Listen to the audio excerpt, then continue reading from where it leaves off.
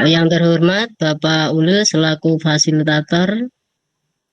Kemudian yang saya hormati Bapak Ibu PP serta Bapak Ibu calon guru penggerak angkatan 10.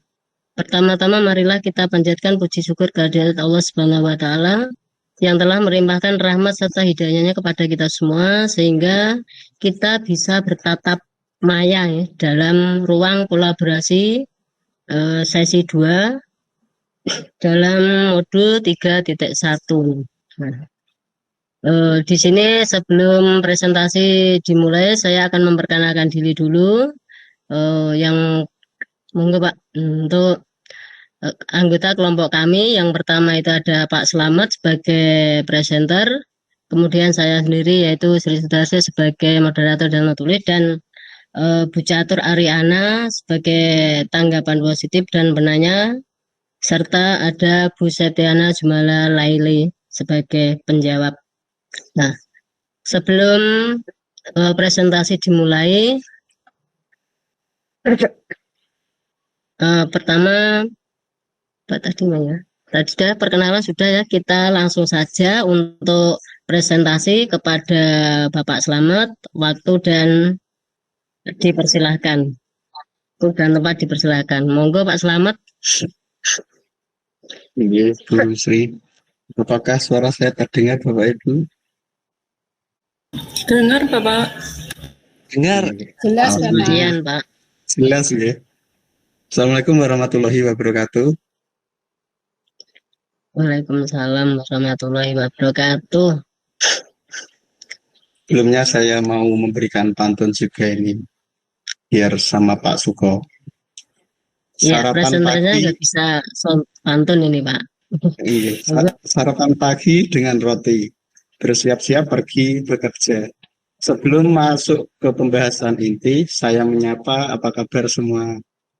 Baik, Pak. Selamat. Alhamdulillah Ya, ini sehat Pak. Alhamdulillah.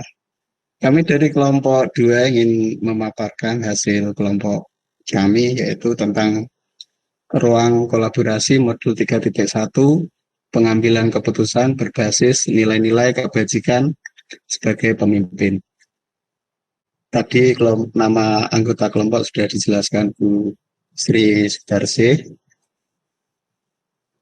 Untuk kasus yang kita ambil dari kelompok 2, yaitu pagi hari pukul 8.30, Satpam sekolah melihat seorang siswa yang sedang membuka jok sepeda motor dan membuka botol minuman, kemudian dipotret memakai handphone. Setelah siswa tersebut pergi dari parkiran sepeda motor, Satpam mencoba mendekati dan mencium aroma minuman keras dari arah sepeda motor yang dibuka anak tadi. Setelah itu, Satpam melaporkan kejadian tersebut dengan guru kesiswaan. Kemudian guru mengambil sepeda motor anak tersebut dan dipanggil untuk membuka jok sepeda motor. Setelah dibuka, anak mengakui bahwa minuman keras itu adalah minuman keras. Guru kesiswaan dan wali kelas berkoordinasi untuk memanggil orang tuanya.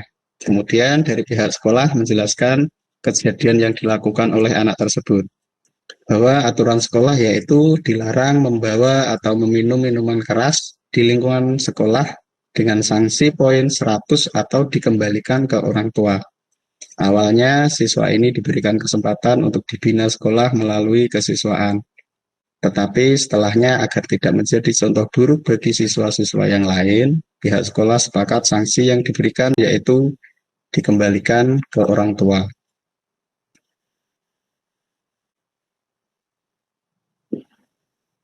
Untuk analisis kasus yaitu ada 3. Yang pertama ada paradigma dilema etika, yang kedua prinsip dilema etika, yang ketiga ada 9 langkah pengambilan dan pengujian keputusan. Untuk paradigma dilema etika dari kasus tadi yaitu rasa keadilan lawan rasa kasihan, di mana terjadi kasus anak yang membawa miras atau minuman keras ke sekolah. Awalnya siswa ini diberikan kesempatan untuk dibina sekolah melalui kesiswaan. Mengingat kelas 12 tinggal beberapa hari lagi selesai belajar dan menghadapi uji kompetensi. Pembinaan yang diberikan cukup berat karena jika sedikit saja melakukan kesalahan maka tidak akan ditolerir lagi. Namun setelah beberapa hari pembinaan berlangsung terdapat reaksi penolakan oleh beberapa guru yang menyatakan keberatan atas masih adanya siswa tersebut. Hal ini dikarenakan sesuai dengan tata tertib sekolah, siswa tersebut telah melakukan pelanggaran berat. Jika tidak dikeluarkan, akan menjadi contoh buruk bagi siswa-siswa yang lain. Dalam keadaan ini, maka termasuk dalam dilema etika, karena termasuk dalam nilai-nilai kebajikan universal yang sama-sama benar. Satu sisi berpihak kepada anak karena sudah kelas 12 yang sebentar lagi selesai, satu sisi lain penegakan wibawa dan tata tertib sekolah. Prinsip dilema etika dalam pengambilan keputusan terdapat 3 prinsip yang dapat diambil, yaitu meliputi berpikir berbasis hasil akhir dan based thinking, yang kedua berpikir berbasis peraturan rule based thinking, dan yang ketiga berpikir berbasis rasa peduli care based thinking.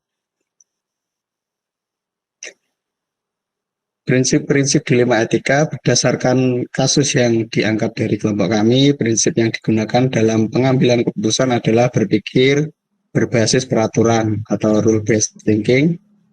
Pimpinan sekolah mengambil keputusan dengan mengembalikan siswa tersebut kepada orang tuanya karena peraturan yang ada di sekolah menyatakan bahwa siapapun yang kedapatan membawa atau minum minuman keras akan mendapatkan poin sanksi 100 yang artinya akan dikembalikan kepada orang tua. Untuk 9 langkah pengambilan dan penguji keputusan, yang pertama yaitu mengenali nilai-nilai yang saling bertentangan. Dalam kasus ini, nilai-nilai yang bertentangan adalah kebebasan individu, yaitu siswa bertindak sesuai kehendak dan nilai menaati aturan yang berlaku. Yang kedua, menentukan siapa yang terlibat dalam situasi ini. Pihak yang terlibat dalam situasi ini adalah siswa yang membawa minuman keras ke sekolah, satpam sekolah, guru kesiswaan, wali kelas, orang tua, dan pihak sekolah.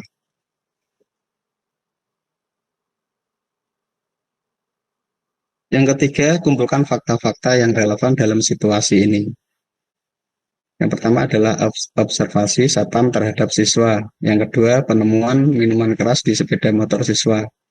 Yang ketiga, pengakuan siswa terkait membawa minuman keras. Yang keempat, adanya konsekuensi 100 poin jika membawa minuman keras ke sekolah. Yang keempat, penguji benar atau salah. Yang pertama ada uji legal dalam konteks umum. Membawa minuman keras ke lingkungan sekolah mungkin melanggar beberapa undang-undang terkait penyalahgunaan zat-zat terlarang, terutama jika siswa tersebut masih di bawah umur. Namun, tingkat pelanggaran hukum akan bergantung pada undang-undang dan regulasi yang berlaku di wilayah tersebut. Yang kedua adalah penguji benar atau salah uji regulasi, yaitu aturan sekolah yang melarang membawa atau mengonsumsi minuman keras di lingkungan sekolah telah jelas ditetapkan. Tindakan siswa tersebut secara tegas melanggar aturan tersebut. Untuk yang ketiga, pengujian benar atau salah uji intuisi. Secara intuitif, membawa minuman keras ke sekolah dianggap sebagai perilaku yang tidak pantas dan beresiko. Ini dapat mengganggu konsentrasi belajar, merusak citra sekolah, dan membahayakan keselamatan siswa lainnya. Untuk yang keempat, pengujian benar atau salah uji publikasi. Jika tindakan siswa tersebut diketahui oleh publik, itu bisa merusak reputasi sekolah, menimbulkan kekhawatiran bagi orang tua dan masyarakat. Oleh karena itu, tindakan yang diambil oleh pihak sekolah juga harus mempertimbangkan dampaknya terhadap citra sekolah. Selanjutnya yaitu penguji benar atau salah uji panutan atau contoh. Dalam situasi ini, pihak sekolah harus mengambil contoh dari kebijakan dan prosedur yang telah ditetapkan untuk menjaga kedisiplinan dan keamanan lingkungan sekolah. Penegakan aturan sekolah adalah penting untuk menunjukkan konsistensi dan keadilan dalam penegakan kasus seperti ini. Untuk langkah kelima dalam pengambilan keputusan, pengujian keputusan yaitu pengujian paradigma benar lawan benar. Paradigma yang benar adalah bahwa tindakan membawa minuman keras ke sekolah adalah salah dan harus dihentikan. Namun, memberikan kesempatan untuk pembelajaran dan perbaikan bagi siswa pun juga penting.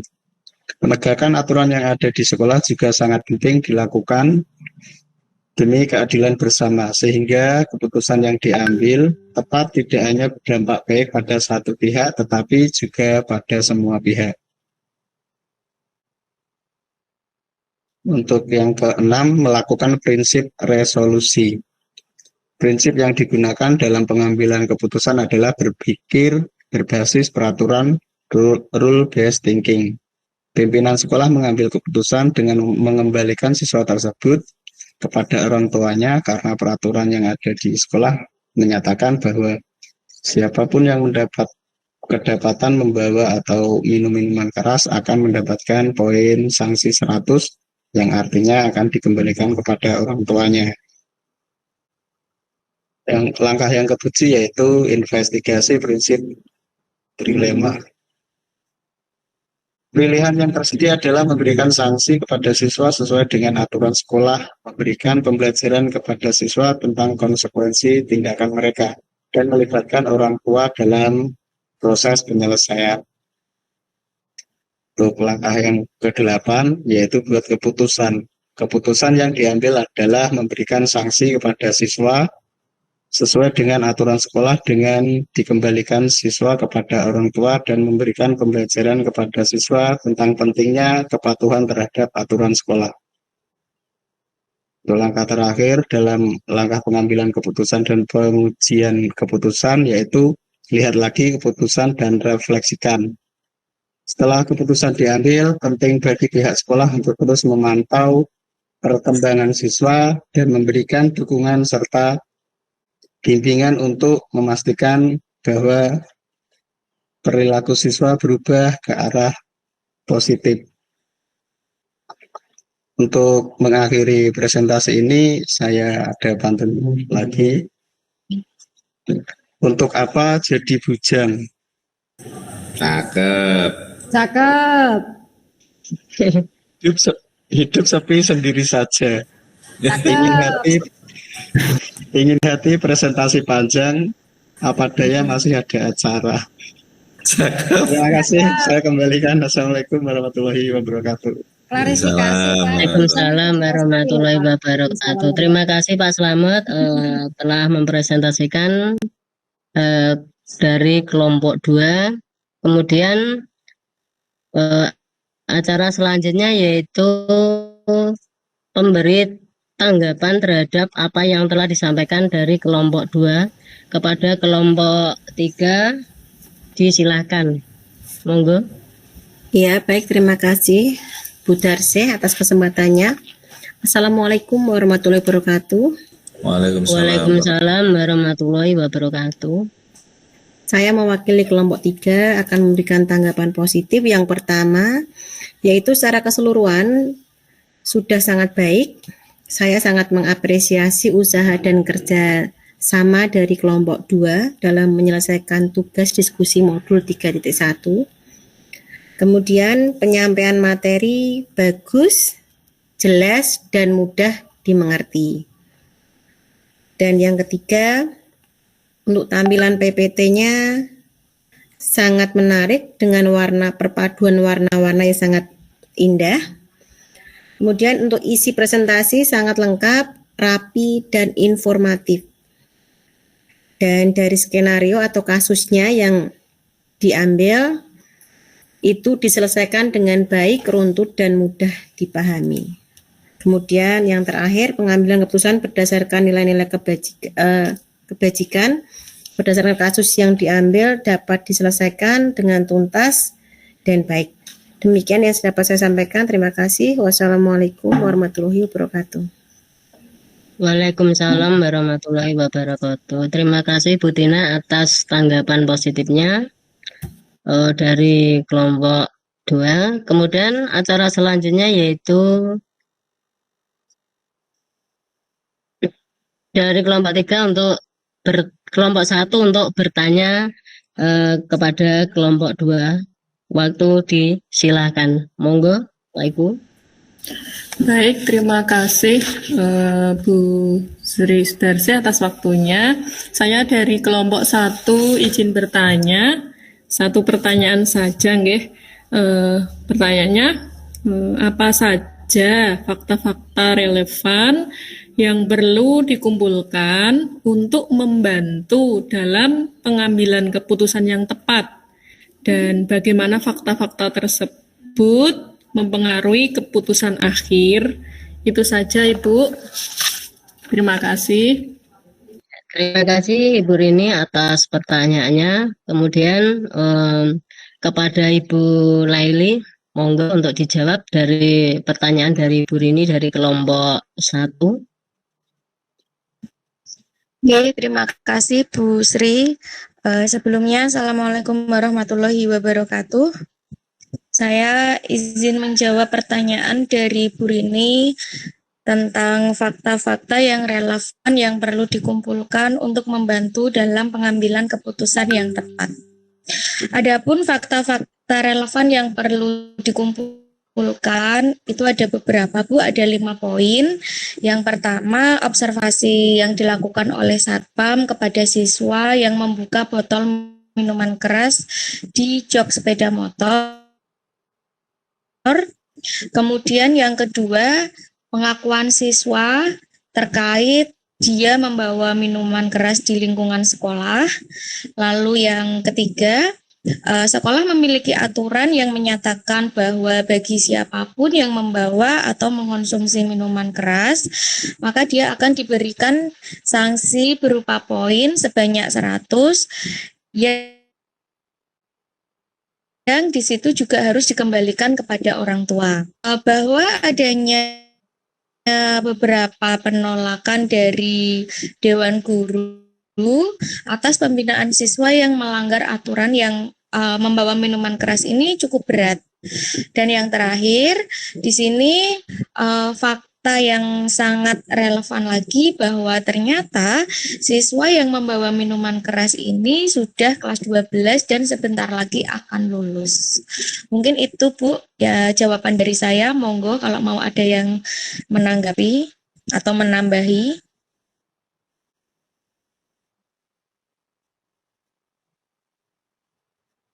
Bagaimana Bu Rini untuk jawaban dari Bu Laili? Apa sudah Jawabannya cukup sudah, atau ya, belum? sudah Mungkin cukup, Ibu. ada Jelas sekali. Terima tanggapan yang kasih. lain? Oh, ya. Baik, terima kasih Bu Rini atas pertanyaan yang bagus untuk kelompok kami. Kemudian untuk acara selanjutnya yaitu Boleh tanya, Bu? Ya. Halo? Kemudian acara selanjutnya yaitu pembacaan notula dari kelompok 2 kepada Ibu Catur. Monggo, waktu disilakan. Halo, Bu Darsi?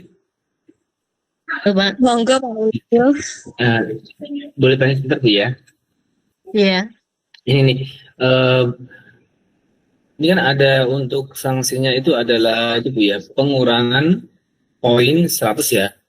Itu atau dikembalikan. Iya. Atau itu maksudnya, atau itu dalam nilai poin 100 itu sama dengan dikembalikan atau bagaimana, Bu? Itu?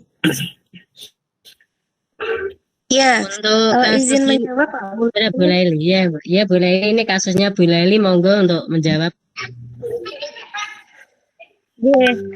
Kalau di tempat kami, poin ini maksimal 100 memang sudah dikembalikan ke orang tua. Tapi biasanya di sekolah kami ini diberikan 2 kali kesempatan SP1 dan SP2, Pak. Ternyata anak tersebut di tahun-tahun sebelumnya itu memang anak-anak yang cukup troublemaker seperti itu, sehingga banyak dewan guru yang kurang sepakat jika masih diberikan pembinaan secara khusus. Akhirnya keputusan akhirnya dikembalikan kepada orang tua. Seperti itu, Jadi, Pak Ulil. dalam kata lain itu dikeluarkan Bu ya. Jadi gini Pak, kalau Naik tapi pindah, tidak Nah, dikeluarkan, naik tapi gitu, pindah. Jadi ini kan kebetulan pas sudah Ya. kelas 12 ya. Iya. Hmm. Mungkin ini Bu, keterangan mungkin untuk cerita kasus itu bisa ditambahkan kalau hanya tiba-tiba kok ini Bu ya. Karena kalau saya melihatnya itu ini dikembalikan kepada orang tua, berarti udah sama seperti dikeluarkan ya. Ini belum sampai ini dalam arti ini sudah ke ujian apa belum, semacam itu ya kan.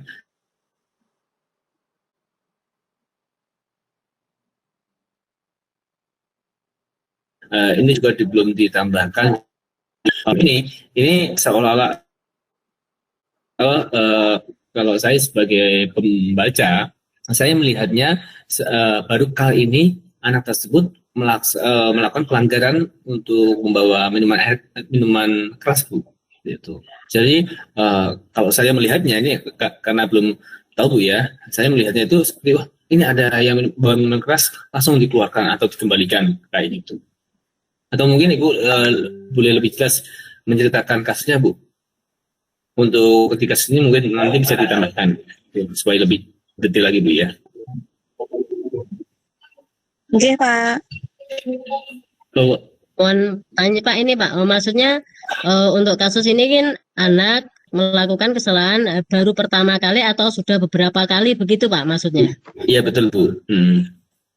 Ya. Karena takutnya Jadi kan ini nanti untuk yang kasusnya itu perlu ditambah lagi gitu Pak ya? ya betul. Untuk skena untuk deskripsinya itu. Iya betul, nanti takutnya nanti ketika tadi Bu, ketika kita sudah masuk di uji publikasi Bu ya, wah ini tahu nih sudah tersebar di mana-mana nih, misalkan nih anggapannya kalau publik itu melihatnya oh baru sekali langsung dikeluarkan, oh berarti mengancam anak-anak nih yang wajib belajar nih, ya, wajib belajar 12 tahun Bu ya, wah berarti langsung dikeluarkan nih. Iya iya.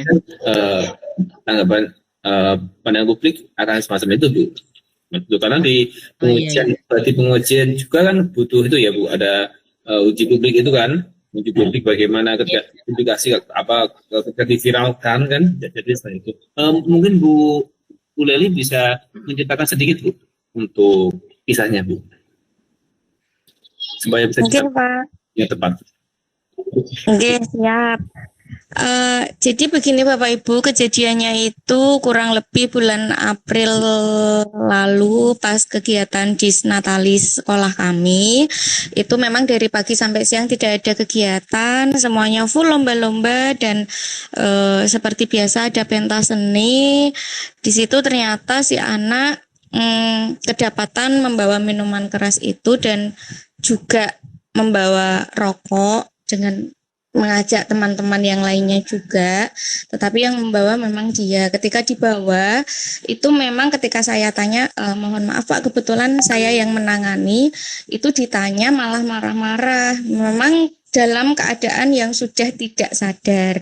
Itu menantang Bapak Ibu guru yang ada di situ. Aku memang ditokke gak apa-apa Bu, tokke Bu, kayak gitu. Jadi memang anaknya sudah seorang troublemaker.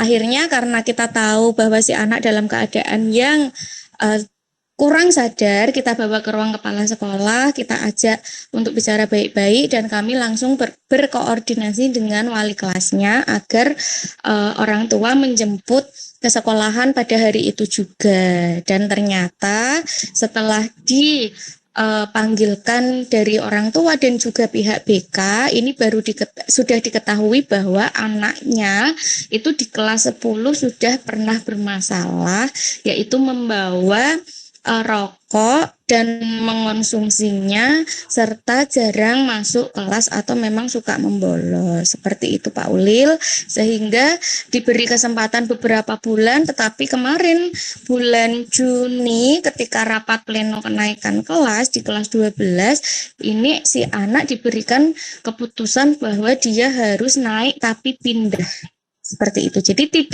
tidak bukan tidak sekolah lagi, tetapi dia tetap harus sekolah dengan pindah dari SMK kami. Seperti itu Pak Ulil.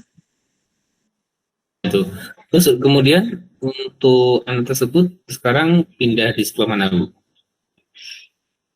Pindah di SMKX yang jangan disebut ya Pak. Ya mungkin kan dari sekolah kan masih mengetahui Bu ya, istilahnya anak tersebut masih melanjutkan sekolah Ibu ya. Jangan jangan sampai nanti malah si anak tersebut tadi malah jadi ya tidak melanjutkan sekolah gitu ya. Ya, oke, terima kasih. Ya, yeah. Ya, oke. Oke, terima kasih Pak Leli atas belum selesai Pak. Atas penjelasannya. Kemudian untuk kelompok kami mungkin akan revisi Pak ya, nanti mungkin ada penambahan dari deskripsi kasusnya seperti itu Pak. Kita lanjutkan dengan notula kepada Ibu Catur, monggo waktu silakan. Terima kasih atas waktu yang diberikan. Pemaparan dari kelompok 2 di sini pengambilan berbasis nilai-nilai kebajikan sebagai pemimpin. Anggota kelompok yaitu Bapak Slamet, Ibu Sri Sudarse, Ibu Catur, dan Ibu Septiana Sumalaili. Presentasi dari Bapak Slamet tadi kan kasus pada anak, yaitu ada siswa yang membawa minuman keras di sekolah. Kemudian paradigma dilema etika, yaitu rasa keadilan lawan rasa kasihan. Kemudian prinsip dilema etika di sini berpikir berbasis hasil akhir, kemudian berpikir berbasis peraturan, berpikir berbasis rasa peduli. Langkah pengambilan dan pengujian keputusan dalam kasus ini nilai-nilai bertentangan adalah kebebasan individu, yaitu siswa bertindak sesuai kehendak dan nilai menaati aturan yang berlaku. Kemudian siapa yang terlibat? Di sini adalah siswa, satpam, guru, kesiswaan, wali kelas, orang tua, dan pihak sekolah. Kemudian keputusan yang diambil di sini memberikan sanksi kepada siswa sesuai dengan aturan sekolah dengan dikembalikan siswa kepada orang tua dan memberikan pelajaran kepada siswa tentang pentingnya kepatuhan terhadap aturan. Kemudian pemberian tanggapan positif di sini dari Ibu Tina Ari Wirawati tadi. Presentasi sangat baik, penyampaian materi bagus, jelas, mudah dimengerti, penampilan menarik, isi lengkap dan rapi. Kemudian kasus diselesaikan dengan baik dan mudah dimengerti. Kemudian pertanyaan dari kelompok 1 dari Ibu Rini Kristianti. Apa saja fakta-fakta relevan yang perlu dikumpulkan untuk membantu dalam pengambilan keputusan yang tepat? Jawaban dari kelompok kami yaitu dari Ibu Laili. Ada 5 poin di sini yaitu observasi satpam, kemudian pengakuan siswa, kemudian aturan yang di sekolah perlu diberikan sanksi, kemudian adanya penolakan dewan guru, kemudian terakhir status siswa sudah kelas 12 dan akan diluluskan. Kemudian ada beberapa tambahan dari Bapak Ulil tadi, harus ada penjelasan tentang poin-poin yang ada di sekolah untuk memperjelas tentang jumlah poin sehingga dapat diuji publik. Demikian tulis dari saya. Terima kasih. Wassalamualaikum warahmatullahi wabarakatuh. Waalaikumsalam warahmatullahi wabarakatuh. Terima kasih Bu Catur atas komentarnya tadi untuk kelompok 2. Demikian presentasi dari kelompok 2. Apabila saya dalam menyampaikan atau sebagai pembawa acara banyak salah kata, saya mohon maaf dan saya ucapkan terima kasih kepada Pak Ulil atas masukan, saran dan kritiknya. Kemudian kelompok kami nanti bisa merevisi apa yang telah didiskusikan kemarin pada kasus tersebut. Saya akhiri dari kelompok 2. Wassalamualaikum warahmatullahi wabarakatuh. Waalaikumsalam warahmatullahi wabarakatuh.